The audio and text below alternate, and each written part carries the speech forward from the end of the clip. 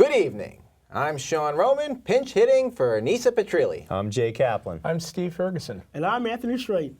And this is On the Sports Lines for January 7th, 2016.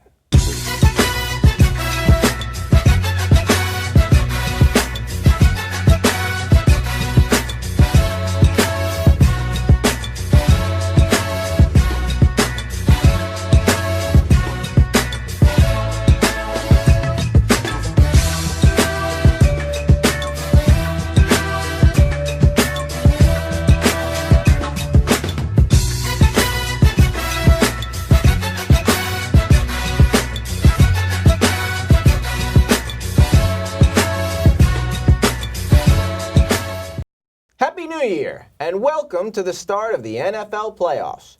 WildCard weekend is upon us, and we'll break down all 4 games for you.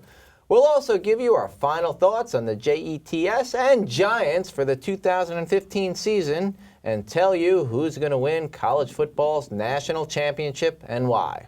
As always, we would love to hear from you, so please email us at fanspeak@onthesportslines.com.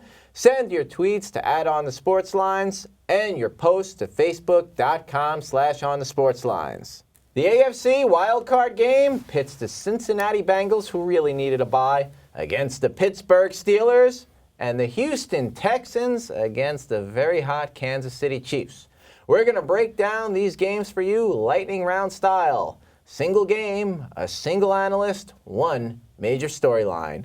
Jay, Steelers is your team, so we're going to let you go first, analyzing Cincinnati and the Steelers. Thing to watch here is quarterback play on both sides and which one is going to make mistakes. As of tonight, A.J. McCarron will be starting for the Bengals, and as far as Mike Tomlin's concerned, it doesn't matter. They prepare exactly for the same. McCarron's shown he can execute this offense just as well as Dalton has. He manages the game when needs be, makes plays when he needs be. Granted, it helps to have A.J. Green to throw to, but he spread the ball around. He's been efficient. After the 2 interceptions when he came in relief of Dalton against the Steelers, he's had clean sheets since then. He needs to continue to do that against the Bengals to finally get Marvin Lewis's first playoff win. We all know that Ben Roethlisberger is an elite quarterback, but he's thrown 16 interceptions this season in only 12 games, including 7 in his last 4, 2 each in his last 3. Something to be concerned about against a Bengals team that has 21 picks and is plus 11 in turnover differential. Both of those are number 3 in the NFL. To my mind, guys, there's been a disturbing number of plays late in the season where he's been throwing into tight coverage or double coverage, staring down his intended target most often in attempts to get the ball to Antonio Brown. He's got to be mindful of this and make smart decisions with the ball if the Steelers are going to advance. Anthony, it is the Chiefs who are really the hottest team in the NFL right now, and they are going to head to Houston to face the Texans. What's the thing to watch for in this game? Well, besides the least sexiest playoff game of the weekend, I'm kind of with Jay on this one. It's quarterback play on both sides, but in particular, it's going to be Brian Hoyer for the Houston Texans. Now, if you remember the Texans, they've had a carousel of quarterbacks this whole season, and Brian Hoyer just seems to be the most stable of all the guys that they had in quarterback. Now, with that in mind, go back to week 1. He struggled against Kansas City. He was 18 of 34, threw for 234 yards, sacked 4 times, was benched, and it kind of started this whole quarterback merry-go-round that started at the beginning of the season with T.J. Yates, then Ryan Mallett, then you had Brandon Weeden. But Hoyer coming back from the concussion, what he needs to do is he needs to take care of the football. Kansas City do not turn the ball over. You cannot afford to give the Chiefs and Alex Smith, who, by the way, holds the NFL record for most touchdowns in the playoffs without an interception. You cannot give this team an extra possession or two when you have a lights-out defense who, as high as they come, they only allowed 13 points in the last 9 games. That's number 1 in the NFL. And on top of that, he needs to get the ball to DeAndre Hopkins. Kind of like with McCarron, with A.J. Green. Yep. DeAndre Hopkins, 1,500 yards, 11 touchdowns. He needs to take his shots when he can, but he needs to take care of football first and foremost. Don't turn the ball over. Let the defense win the game for you. The NFC wildcard games pit the Minnesota Vikings against the Seattle Seahawks and the Washington Redskins against the Green Bay Packers. We're going to break down these games lightning round style again. 1 game, 1 analyst, 1 major storyline, and I'm even going to be included on this one. Steve, the Packers are heading to Washington, D.C. to take on a Redskins team that looks a ton better than they did a month ago. What's the key thing to watch for in this game? I'll say it once, hail to the Redskins, because nobody on the planet expected them, including me, to be there. But one of the reasons why they're there is because of Kirk Cousins. He has been, without question, the hottest quarterback in the NFL.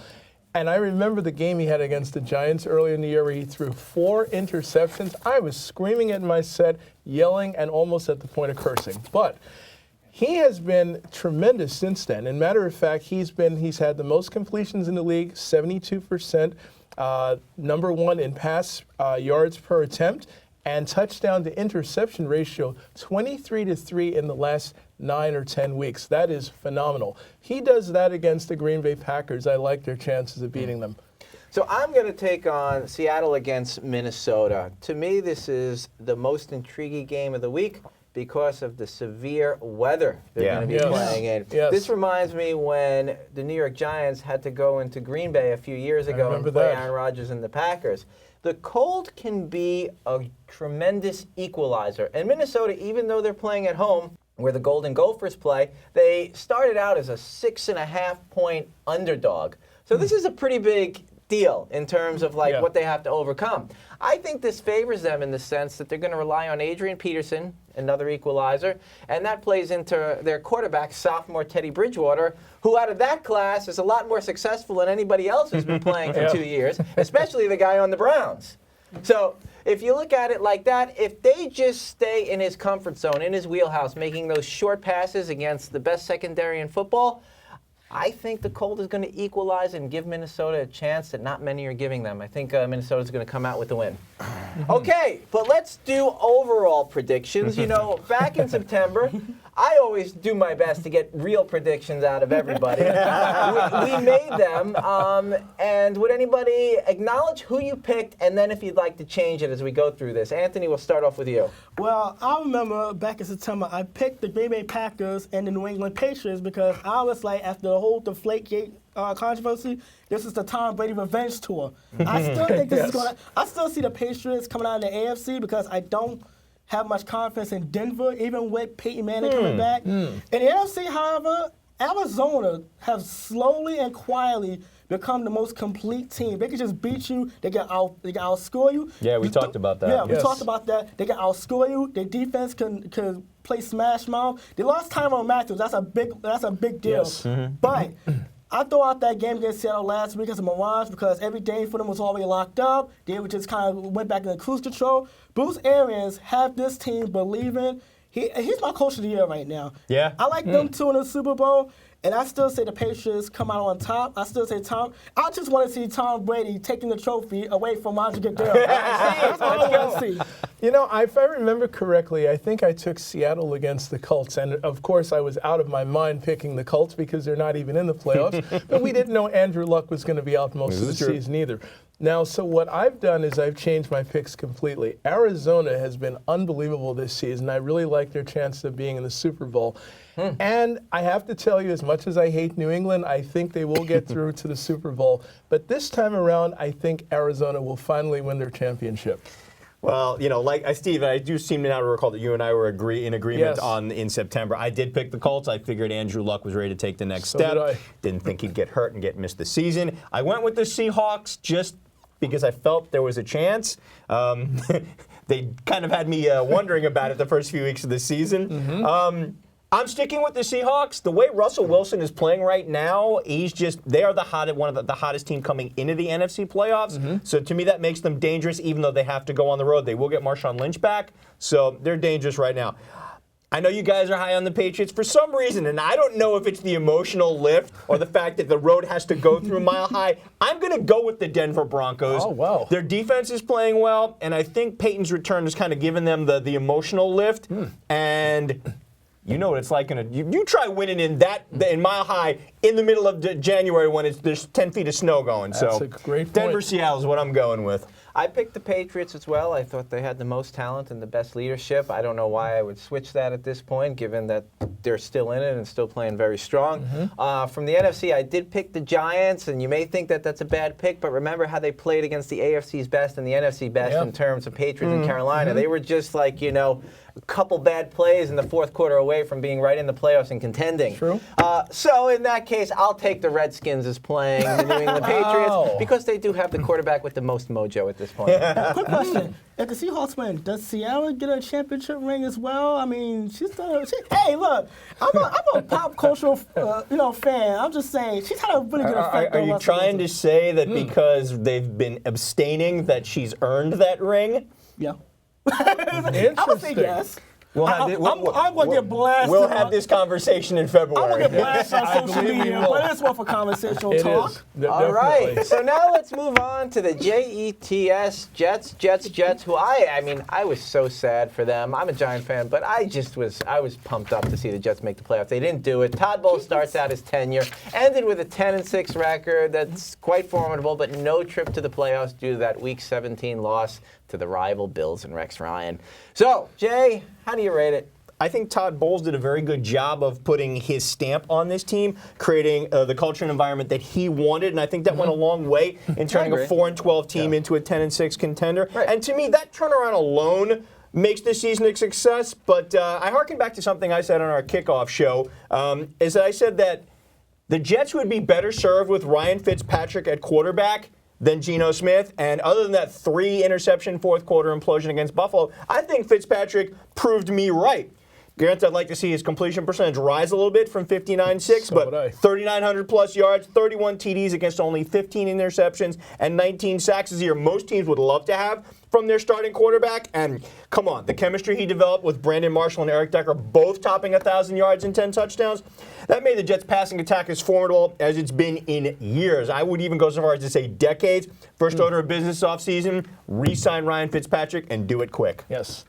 Well, for me, although I was very irritated with the Jets losing this game in Game 17 against the Bills, not only once but twice this season, but when you look at the fact that they were 4-12 last year, which was about as pitiful as they've been in a long time, to turn around to become 10-6, and they changed the culture in a very different way because under Todd Bowles, you didn't see the talking to the media and all the craziness that used to go on with Rex Ryan. This team was organized, prepared for games. Todd Bowles, his interviews may not be the most interesting to follow, but the team listened to him probably more carefully than they ever have. Professionalism, respect, accountability. Three things that kind of dissipated under Rex Ryan. They did. I'm going to go the opposite. I want to say it's a fail, but an epic fail. You know? Really? Yeah, wow. The same old Jets. I'm sorry. Look, he did a great job changing the culture. There was less chatty. There was, a little more focus on the game. I give Todd Bowles that. But that game last week exploited a heck of a lot that we kind of overlooked in this 10-6 mirage. An injury-depleted defensive line that didn't really do much. Overrated secondary. By the way, Darrell Reeves got torched last week. Yeah. He got squashed. Sammy Watkins did him in pretty good. Revis Island was underwater. It's lost, pretty much. And now you have the seventh highest payroll, a win-now team with several guys over 30. You don't get into the playoffs. By the way, this is not even the first time this has happened to this team. I can go back to the 1997 season, the same winning scenario, they fail. They lose the last game of the season. 2000 season, they do the same thing. They lose. What is this Jet? I don't know what it is. When you have for the first time, 1998, they had the offense and defense in the top 10, and they don't make the playoffs. When you are an NFL team, all you can do is ask to control your own destiny, and you don't get it done, that's a failure. All right, Anthony. I think it was a success. We all made predictions, and they surpassed them. It was a success. Yes, Tom Coughlin's 12th season with the Giants ended with a second straight 6-10 record and a fourth straight year with no trip to the playoffs. Coughlin has now resigned as head coach. What is next for the Giants? Anthony, lead us off.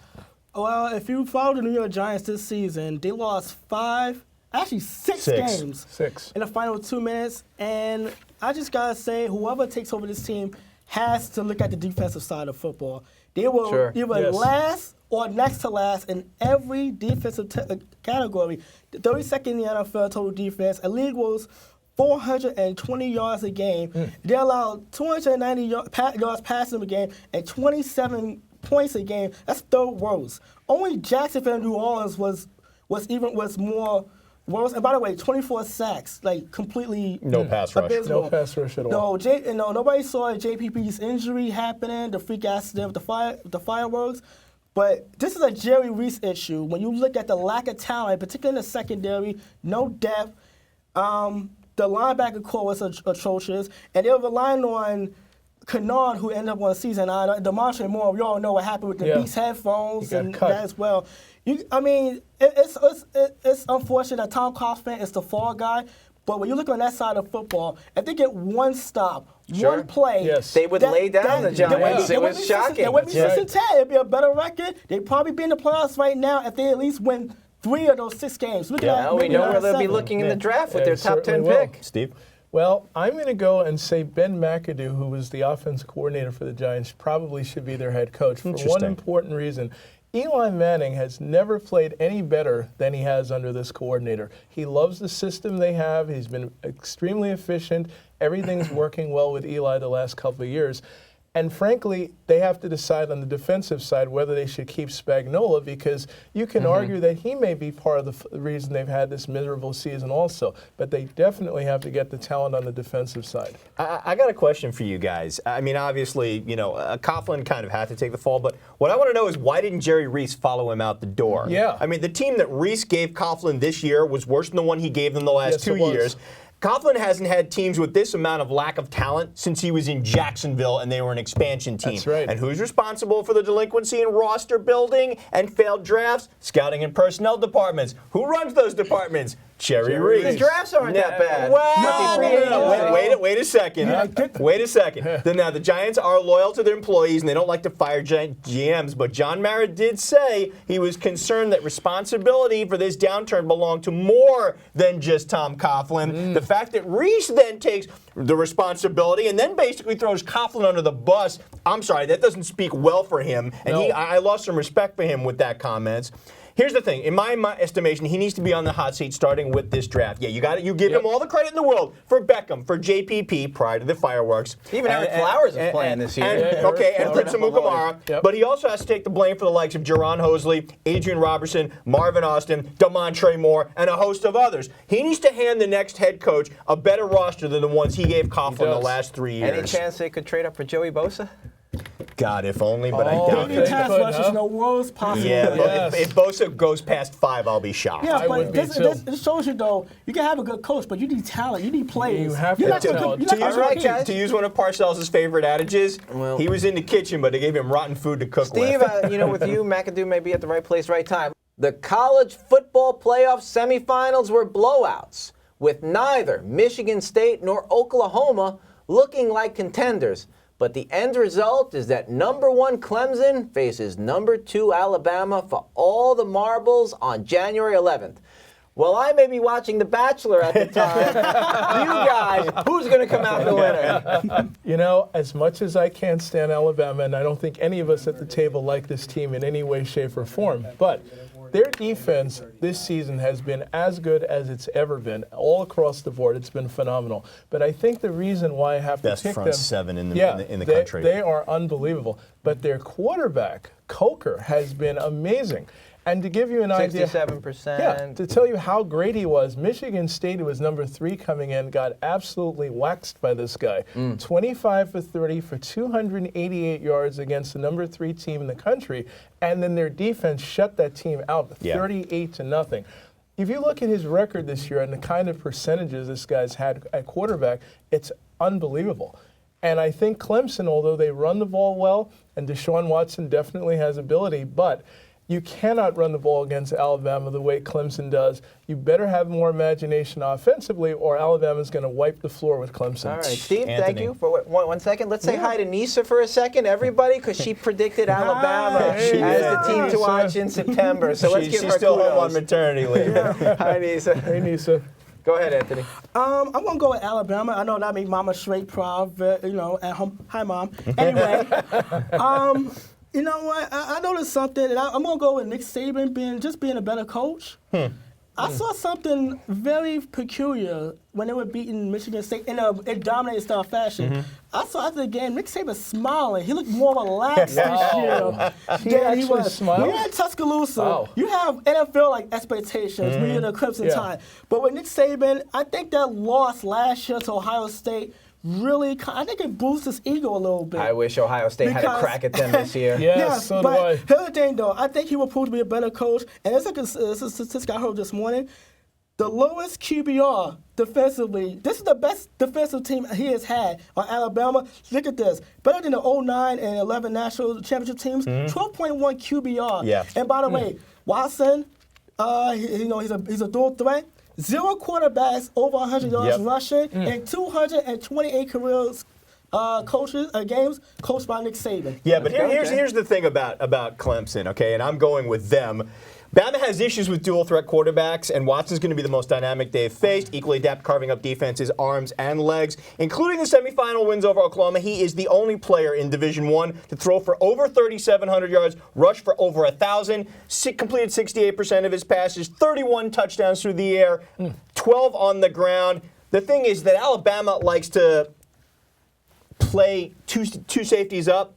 You have to put somebody to spy on Watson that's kind of going to get that extra guy on the line of scrimmage is going to make it difficult to play two deep safeties, which is what Saban likes to do. Alabama's which is their preference, that extra guy is going to give Clemson an advantage in numbers on any given play relative to down and distance.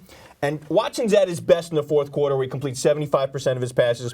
So despite how well Jay Coker's been playing of late, here's my thing. If the score is close late in the game, I give the edge to Watson, and I think that edge, he's going to make the plays in the fourth quarter. Coker will not. And Dabo Swinney's going to be dancing at the end. I'm agreeing with Jay here because if I look back, and I do watch Alabama even though I don't like them, if the teams that have beat them over the last few years have been Johnny Manziel with Alabama, a quarterback who could run after looking for a lot of people, and also Ole Miss with the nephew of Jim Kelly, who also runs around a lot after he's looking for people, and Clemson has a better quarterback than that. So that quarterback who runs does give them problems. Interesting. And also, I look at things in terms of statistics and perception.